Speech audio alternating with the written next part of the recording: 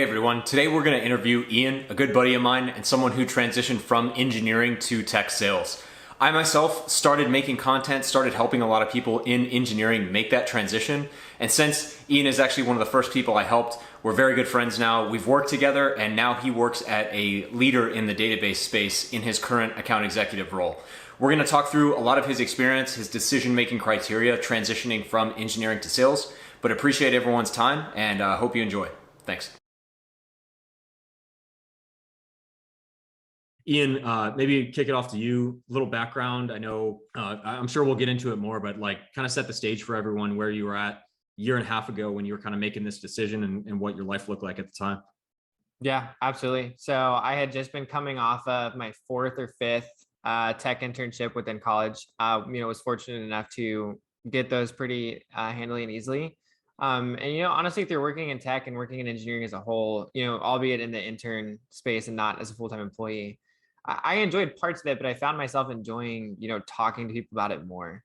And I'm also a very results driven and performance driven kind of person, and working within engineering doesn't really reward that, at least not as readily as something like sales does. And so for myself, I started to look at, hey, I don't really like engineering as a whole. I don't like kind of sitting in a corner coding, doing that kind of thing. I want something a little bit more performance based in terms of the pay structure, right? And I like communicating. And so I kind of, through the triangle of those three things, fell on sales. And can certainly get much more into that story, but that's kind of where my mind frame was at about a year and a half ago. Sure. And like I mentioned, so I guess, kind of reiterating, you had all these different internships, again, studied chemical engineering specifically, but if I'm not mistaken, I think you had some like data analyst internships that were somewhat related, but more specifically on the data science side. Is that fair to say? Yeah, I would say for the most part, not a ton of chemical activity, except maybe in the last one, but they're much more like data analyst, and then that morphed into data scientist. So. Okay, gotcha. Yeah, and then from there, I'm curious, kind of the mindset, maybe two-part question. We'll start with the first, like when you're coming up on graduation, I know, I believe you had a couple engineering offers for engineering spots as well. I guess throughout this whole process, where do you discover sales as a possible career path? Over time, how does that become a more serious consideration? And then lastly, you've got these offers in hand on the engineering side. How do you how did that decision-making process evolve over time, right? Yeah, absolutely. So I think like for anyone who knows me, like typically I'll have an idea and then I pretty much make a decision on whether or not I'm going to pursue that idea within like 4 to 5 days, right? So I had done something in my internship that was decently sales adjacent, in terms of like pitching other departments, all of that. And I found myself, I was like, hey, this is probably the most fun thing I've done in the last 4 or 5 years, between college, between work, between all of that.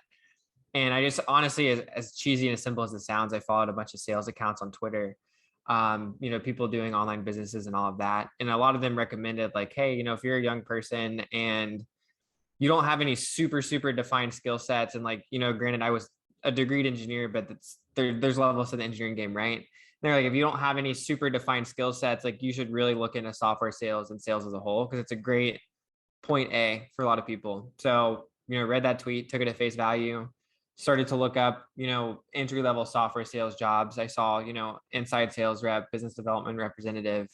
I looked at the description for those roles, watched a few YouTube videos, saw what they did, and it just really spoke to me. And honestly, that was probably a 2 to 3 day process where I decided, hey, look, I'm going to go all in on the sales thing. Okay. Yeah, that more power to you. I think, yeah, I guess, so you mentioned kind of like researching the different things. Was there any, like at any point, again, because you didn't work in engineering at all in a formal, like full-time sense, non-internship, is there any like sunk cost fallacy or like anything associated with that, like when you get into it, or what was that like as well? Yeah, I would say, I definitely see a lot of people going through the sort of thing where it's like, oh man, I spent 4 years studying this. Like it would be a shame to not work in it. I viewed it from the sense of, hey, yeah, I spent 4 years studying this. Yes, I did, 5 internships in this sort of field, but it's like, what would be worse, me cutting my losses now and going down a path that I truly want to go down, or me continuing to go down a path that I know I don't like and eventually changing anyways. But instead of, 4 years in college, it's 10 years in the field of doing something I don't like. Because Mm. you're gonna have to cut your losses at some point. You might as well do it earlier. And that's kind of the mind frame I took is like, does it suck that I didn't study something, more sales adjacent and I didn't pick the right thing immediately? Of course. Right. But like, does it suck more if I just cut it off after 4 years of studying versus I know I'm going to hate it anyways, but I do it for 10 years, still hate it, and I cut it off at that point. Right. Yeah, that's fair. I guess I think to some extent, like we've talked about before, having the engineering background in a highly technical sale can potentially provide advantages. Also, there's drawbacks with it, et cetera. But I guess how have you seen that play out in terms of having a pretty rigorous undergrad? Any of that translating to the more technical products that you're selling, anything like that? Yeah, absolutely. So I would say it's definitely a double-edged sword, right? I would say it's great in the sense that, especially if you go and work for a more technical company, you're going to understand the product far more quicker than any of your counterparts. And when you get onto calls, you're going to be, much better positioned to have good conversations, not only because A, you understand the product, but B, you're just a naturally curious person from studying something so unbelievably difficult. I think, where this can go wrong and where I've seen this within myself and others in studying engineering is, we as engineers and we as very technical people feel like we need to have the answers all of the time. And if we don't have the answers all the time, we're, bad engineers. Whereas in sales, it's kind of the opposite, right? If you don't have the answer to something, that's fine.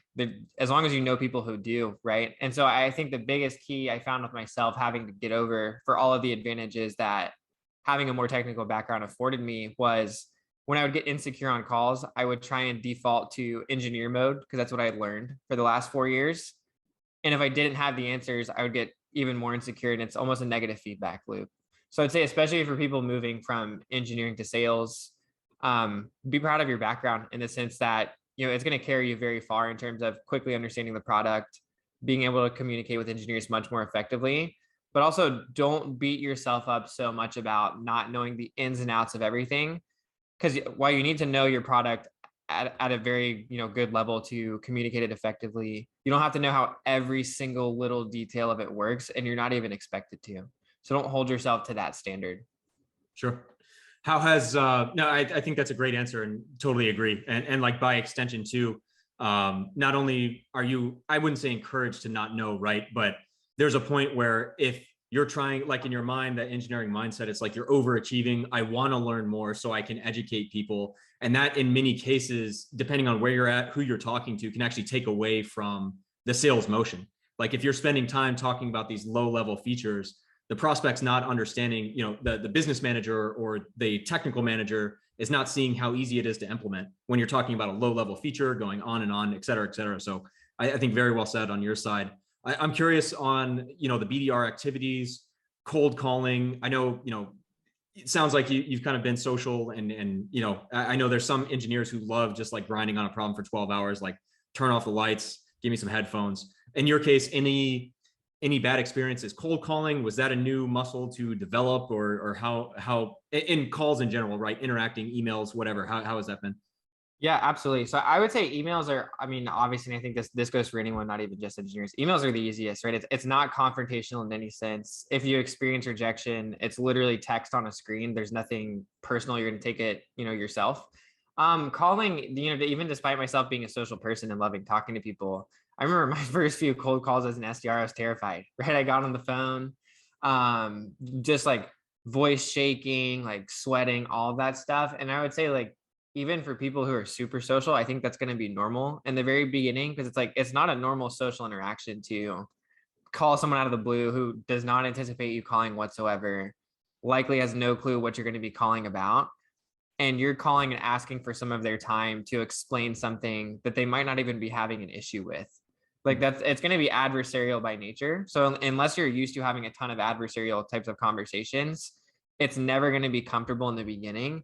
But I would say honestly for myself, like after the first 5 times I had a conversation and someone said no, you really start to not care as much, right? You realize, hey, this is not a reflection of me. It's a numbers game, right? Yeah. No, fair point.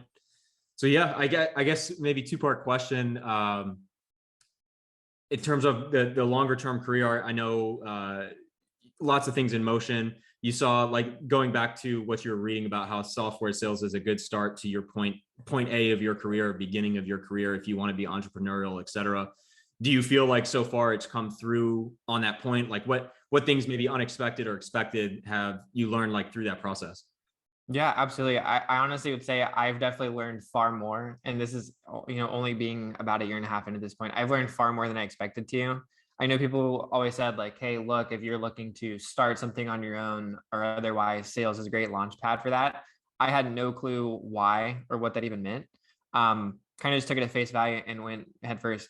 But honestly, for myself, after seeing, hey, you can email chief technical officers, you can email chief executive officers, you can call them, and they're not these abstract people who just exist and execute in the background. Like, they will legitimately have a conversation with you and you can sell things to them. And granted, you're doing it for a company that has an established product, but even working at a startup, it still works the same way. Like, if you prove value on anything, people are willing to listen. And I think, coming from the engineering world where you don't touch the revenue side of anything whatsoever, you don't touch any kind of business contracts, any kind of business agreements, conversations, anything like that, it can seem like such an abstract thing. Whereas once you get in sales and you're literally at the front line of revenue, especially as a business development representative, where you're initiating every single conversation, and you truly start to see how easy it is, if you just provide a little bit of value via an email or a call, to get the time of someone super important who can make decisions that are hundreds of thousands of dollars and even millions of dollars. It really starts to open up, hey, I love selling and I love selling for other people, but like, why don't I go do this for myself? Mhm. Right? I've got the product building skill and now I have the revenue acquiring skill, and you start to get and combine both of those, and it really changes your mindset on quite a few things. Sure. And yeah, I think kind of concluding in terms of, I know we've talked about my own journey to sales, which is a little different, where I worked more as an engineer first. From your perspective, I guess maybe one from the perspective of like a new grad who's thinking about tech sales, maybe they have that STEM degree and are debating like career path that I've been working for a long time versus not. Like, I hate to say like words of wisdom, but like any advice to people in a similar situation, right? Like, how would you, going through this for the last year and a half, any added perspective that you might have? Yeah, I would say really evaluate yourself as a person, right? Because it's like, obviously you and I are relative success stories in the sense of going from engineering to sales, and we've enjoyed it. But it's like, you truly need to evaluate yourself as a person, right? Engineering is great in the sense you're always solving problems. Sales, you're always solving problems.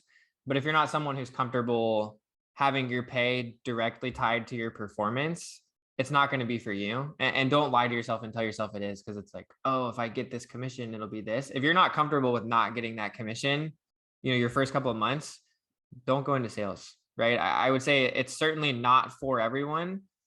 And one thing I would say as well is it's one of the most simple things to master, but one of the most difficult things to execute on. So understand, if you get into it, you're learning an entirely new skill set. You're starting from day one, just like everyone else. And honestly, if you have any kind of propensity to, have those kind of conversations, if you have any aspirations to start your own business, anything like that, I would say you absolutely need to start in sales first. Yeah. No, well said. And I think, yeah, just for what it's worth on the engineering side, I think oftentimes like engineers making the change, if anything, where some people are coming in kind of haphazardly from different paths, they're trying to like ramp up to sales. Whereas in many cases, the engineer coming into sales, I think, has to actively like calm their mind and like take away a lot of the deeply ingrained like thought processes and all that. So Oh yeah, I mean, you have to completely calm down as a person, right? Because like we as engineers think at 1,000,000 miles an hour, but if you start talking to a prospect at 1,000,000 miles an hour, ask 3 questions in one, start thinking ahead 6, 7, 8 steps, and verbally saying that, they're gonna be like, well, what in the world have I gotten myself into? Right. So it's like, definitely the hardest part of transitioning, at least for myself, is for sure calming the mind, right? Calming the mind, and especially being outcome independent, which is probably the biggest shift from engineering. Because in engineering, if the project is not a success, it's complete and absolute failure and it's horrible. Whereas in sales, you're going to have to get used to, hey, of course you want the deal to close, but you need to be okay with it not closing. Otherwise, it's going to come across to the prospect. Whereas in engineering, if you're working on a project, you're much better served to be not okay with it failing, because then that will actually help you. Whereas in sales, you kind of have to reverse that. So it's a very big mindset shift and something you certainly can't ignore. But you definitely will have to get comfortable with being completely outcome independent, which usually is not something that engineers have to do. So that's definitely the biggest hurdle for myself, and I think for a lot of other people. But yeah, if you can nip that in the bud, like you'll definitely be set. Yeah, so no, really appreciate the insight, Ian. I know it's been really unique seeing someone, and I know we've talked to a few other people who made that change right out of school. You know, in terms of if anyone had questions, I know we can actively monitor the comments. I'm happy to answer on your behalf. Any other forms, whether it's LinkedIn or otherwise, that you feel comfortable sharing with folks, or? Yeah, absolutely. So LinkedIn, my name on LinkedIn is my name on here. So search for me. If you guys can't find me, like we can certainly add my link to the description. And then if you guys don't have LinkedIn, don't want to connect there, I can also put my email in the description as well. It'll be ian@gujirecruiting.com, but we'll put it in the description so you guys still have it. But yeah, if you have any questions, especially coming from a similar background or even not, like absolutely feel free to reach out. You know, would love to help. Cool. All right. Well, appreciate it, Ian, and we'll talk to you later.